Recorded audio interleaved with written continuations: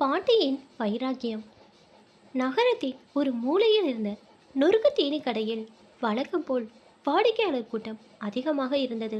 மக்கள் வருவதும் போகும்போது பெரிய பெரிய கைப்பைகளில் நொறுக்கு தீனிகளை சுமந்து செல்வமாய் இருந்தனர்.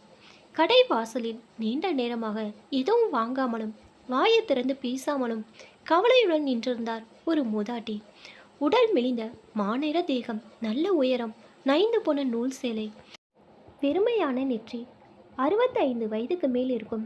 அவரை பார்த்தாலே யாருக்கும் அனுதாபம் வரும்.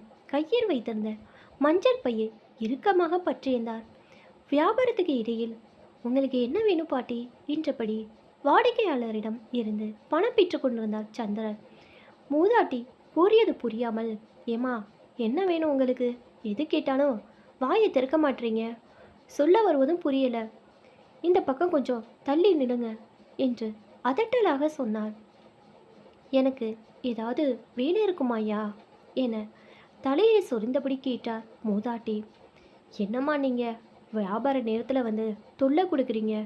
வேலையும் இல்லை, ஒன்றும் இல்லை, முதல்ல கிளம்புமா என சத்தமிட்டார் சந்திரன். எப்படியாவது வேலை கிடைக்கும் என நம்பி வந்த மூதாட்டியின் கண்கள் கலங்கியது. கண்ணீரை முந்தானையால் துடைத்தபடி நின்றிருந்தார். ஏமா சொல்கிறது புரியலை. வியாபாரம் செய்கிற இடத்துல அழுது வடிஞ்சுக்கிட்டு கிளம்புமா என பாட்டியை விரட்டுவதில் குறிக்கோளாக இருந்தார் சந்திரன். முதலாளி போட்ட சத்தம் காதில் கேட்டு கடலமாவு கலந்து பிசைந்து கொண்டிருந்த கற்பகம் நிமிர்ந்து பார்த்தாள். உடனே முதலாளி சந்திரனிடம் ஏதோ கேட்க வருவது போல் நைஸாக எழுந்து வந்தாள். அவள் வரவும் மூதாட்டி அங்கிருந்த நகரவும் சரியாக இருந்தது. என்ன சார், யாரோ ஒரு பாட்டி ஏதோ கேட்டுக்கிட்டு அழுதுகிட்டே போகிறாங்க என்றாள் கற்பகம். வேலை ஏதாவது வேணுமா? வயசான இந்த கிழவியை வேலைக்கு வச்சுட்டு யார் அவஸ்தைப்படுறது? உட்கார்ந்தா எழுந்திருக்க முடியாத வயசு. இதில் இவங்களுக்கு என்ன வேலை கொடுக்கறது? அது சரி, உனக்கு என்ன வேணும்? 7 கிலோ கடலை மாவுக்கு உப்பு கொஞ்சம் அதிகம் போட்டுட்டே அரிசி மாவு கொஞ்சம் சேர்த்து சரி கட்டி பார்க்கவா? வேலைக்கு சேர்ந்து 8 மாதம் ஆகுது. என்னமோ எதுக்கு என்ன அளவும் தெரியாமல் இருக்கிற. அரிசி பருப்பு விற்கிற விலையில் உங்களையெல்லாம் வச்சுக்கிட்டு நான் என்ன செய்கிறது? போ போ, நீ சொன்னது போலவே கலந்து போடு என்று சலிப்புடன் சொன்னார் சந்திரன். பாட்டியை பார்க்க வேண்டும் என்ற ஆவலில் வந்த கற்பகத்துக்கு முதலாளி கொடுத்த பாட்டுதான் மிஞ்சியது. இரவு மணி 7. வேலையாட்கள் வீட்டுக்கு புறப்பட தயாராகும் நேரம்.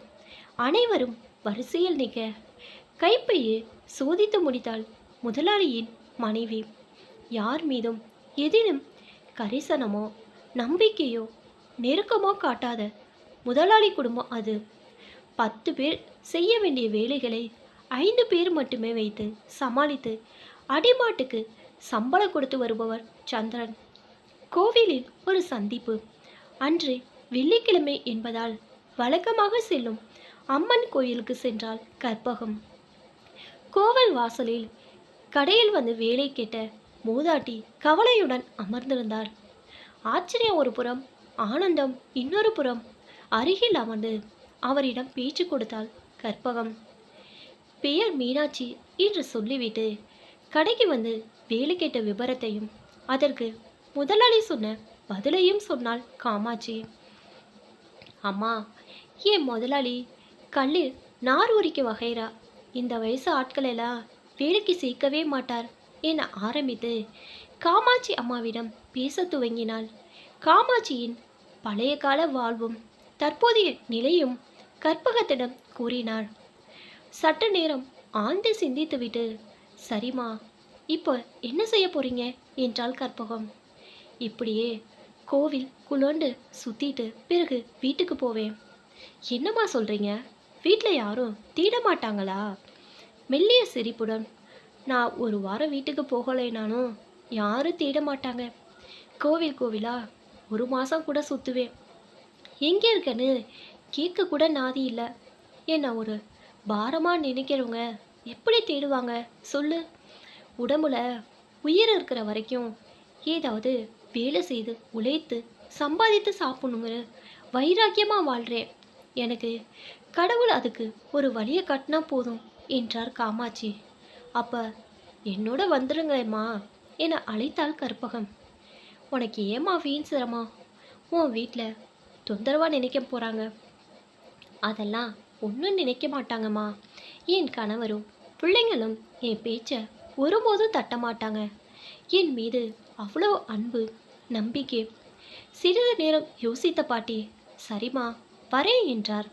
பாட்டியின் இந்த பதிலுக்காக காத்திருந்தது போல கற்பகத்தின் முகம் சற்றென மலர்ந்தது. அப்போது கற்பகத்தின் கணவர் தேவாடமிலிருந்து மொபைலில் அழைப்பு வந்தது. வழக்கமாக வீட்டுக்கு சில நேரத்துக்கு வராததால் வந்த அழைப்பு அது. சற்றென பரபரப்பான கற்பகம் பேருந்துக்கு காத்திராமல் ஆட்டோவை ஏற்பாடு செய்து காமாட்சியுடன் வீட்டுக்கு புறப்பட்டாள். வீட்டு வாசலில் ஆட்டோ வந்து நின்றதும் பதறி ஓடி வந்தான் தேவா. வயதான மூதாட்டியுடன் இறங்கியதை பார்த்ததும் ஒன்று விளங்கவில்லை. காமாட்சியை கணவருக்கும் பிள்ளைகளுக்கும் அறிமுகம் செய்து வைத்தாள் கற்பகம். அவரது முழு விபரத்தை கூறி, கொஞ்ச நாள் நம்ம வீட்டில் தான் பாட்டி இருப்பாங்க என்றாள். தேவாவுக்கு பதற்றம் சற்று குறைந்தது. இரவு உணவு முடித்து அனைவரும் உறங்க போயிருந்தனர். ஏதோதோ சிந்தனையில் கற்பகத்துக்கு அந்த இரவு சரிவர தூக்கவில்லை. மறுநாள் விடிந்தது. வழக்கமாக காலை 5:30 மணிக்கு எழுந்து வேலைக்கு கிளம்பும் கற்பகம் அன்று நிதானமாக எழுந்தாள். சமையலறை தொட்டியில் கிடந்த கிச்சன் பாத்திரங்களை மெதுவாக கழுவி போட்டு கொண்டிருந்தாள் காமாட்சி. என்னம்மா நீங்க ஏன் இதெல்லாம் செய்கிறீங்க என பதறினாள் கற்பகம். நான் தான் நேற்றே சொன்னேனம்மா, உயிர் உடலில் இருக்கிற வரைக்கும் உழைச்சிக்கிட்டே தான் இருப்பேன். இது என்ன சாதாரண வேலை தானே? ஆமாம், நேரமாகுதே, நீ வேலைக்கு கிளம்பலையா? நான் வேலைக்கு போகலாமா என்று சிரித்து கொண்டே சொன்னாள் கற்பகம். தேவாவின் 4 சக்கர சிறிய ரக சரக்கு வாகனமும் சவாரிக்கு செல்லாமல் அன்று வாசலிலே நின்றிருந்தது. முதலாளி சந்திரனிடமிருந்து 9:30 மணிக்கு ஃபோன் அழைப்பு வந்தது. எனக்கு ஒரு வாரம் லீவு வேணும் சார். என்னம்மா விளாட்ற? இருக்கிறதே 5 பேர், இதில் எப்படி ஒரு வாரம் லீவு தர முடியும்? ஏன், என்னாச்சு உனக்கு? என் அம்மா ஊரிலேருந்து வந்திருக்காங்க, அவங்க கூட இருக்கணும். உன் அம்மாவா? உனக்கு அம்மா இருக்காங்கன்னு இது வரைக்கும் சொல்லவே இல்லையே. அதெல்லாம் உங்களுக்கு எதுக்கு சார்?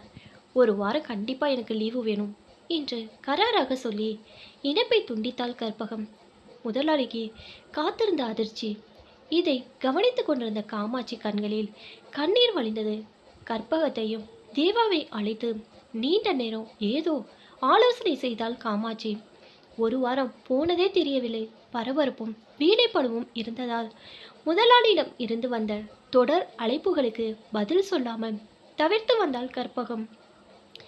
4 வாரங்கள் கடந்த நிலையில் திடீரென கற்பக வீட்டு வாசலில் சந்திரனின் 2 சக்கர வாகனம் வந்து நின்றது. வாசலில் ஒரு பெரிய கண்ணாடி பேழையில் கை முறுக்குகள், நொறுக்குகள், தீனிகள் விற்பனைக்கு அடுக்கி வைக்கப்பட்டிருந்ததை பார்த்ததும் அதிர்ந்து போனார் சந்திரன். வியாபாரத்துக்கு கடைகளுக்கு போட தேவாவின் 4 சக்கர சரக்கு வாகனத்தில் நொறுக்கு தீனி பொட்டலங்களை ஏற்றி கொண்டிருந்தாள் கற்பகம். வாசலில் மாட்டிருந்த போர்டை பார்த்த சந்திரனால் வியப்பை அடக்க முடியவில்லை. வீட்டிலேயே புதிதாக நொறுக்கு தீனி நிறுவனம் துவங்கியதற்கான அறிகுறிகள் தெரிந்தன. அன்னபூர்ணி கைமுறுக்கு கடை என்ற கடையின் பெயரை பார்த்ததும் சந்திரனுக்கு பேதரிச்சி. சற்றென கற்பகத்தை அழைத்து, என்ன கற்பகம் இதனா? பெரிய பிரச்சனையாகும், முதல்ல அந்த கடை பலகையை கழட்டு என்றார் சந்திரன். ஏன், யார் சார் பிரச்சனை செய்வா? என்ன சொல்கிறீங்க? நீ கடை தொடங்கியதும் ஒன்றும் பிரச்சனை இல்லை. ஆனால் ஏற்கனவே ஊருக்கே நல்லா தெரிந்த ஒரு பிரபலமான கடையின் பெயரை உன் கடைக்கு வச்சிருக்கியே, அதுக்கு காப்பு உரிமையெல்லாம் இருக்கும், அதுதான் பிரச்சனை என்றார். சத்தம் கேட்டு வெளியே வந்து எட்டி பார்த்தாள் காமாட்சி. இவங்கள எங்கேயும் பார்த்துருக்கிறேனே என இழுத்தார் சந்திரன். இவங்க தான் இந்த நிறுவனத்தின் முதலாளி அம்மா, பேரு காமாட்சி என்று கற்பகம் சொன்னதும் காமாட்சியை உற்று பார்த்தாள். 1 மாதத்துக்கு முன் உங்களிடம் வேலை கேட்டு வந்த மூதாட்டி தான் இவங்க என்றாள் கற்பகம். ஓ, அவங்களா இது? இவங்க முதலாளியா? என்ன சொல்கிற கற்பகம்? சார், அது மட்டும் இல்லை, நீங்கள் சொன்ன அந்த பிரபலமான அன்னபூர்ணி கைமுறுக்கு நிறுவனமே இவங்களுடையது தான். ஏதோ கால சூழலில் தொடர்ந்து நிறுவனம் நடத்த முடியாமல் போச்சாம். கஷ்டத்தில் வேலை கேட்டு தான் உங்கள்கிட்ட வந்திருக்காங்க. நீங்கள் விரட்டி விட்டுட்டீங்க என கற்பகம் கூற சந்திரனுக்கு வியர்த்து கொட்டியது. ஐயா, உங்கள் நிறுவனத்துக்கு ஏதாவது கூடுதலா பொருட்கள் வேணும்னா எங்ககிட்ட சொல்லுங்க, சுவை நல்லாவே இருக்கும் என்ற காமாட்சியின் குரலில் கம்பீரமும் தெளிவும் இருந்தது. வேலை கேட்டு வந்த அன்றைக்கே கிழவிக்கு ஏதாவது வேலை போட்டு கொடுத்துருந்தா இதெல்லாம் நடந்திருக்காது. அவசர புத்தியால் நல்ல தொழில் தெரிஞ்ச மனுஷிய இறந்துட்டே என முணுமுணுத்து கொண்டே தன்னுடைய இருசக்கர வாகனத்தை எடுத்தார் சந்திரன்.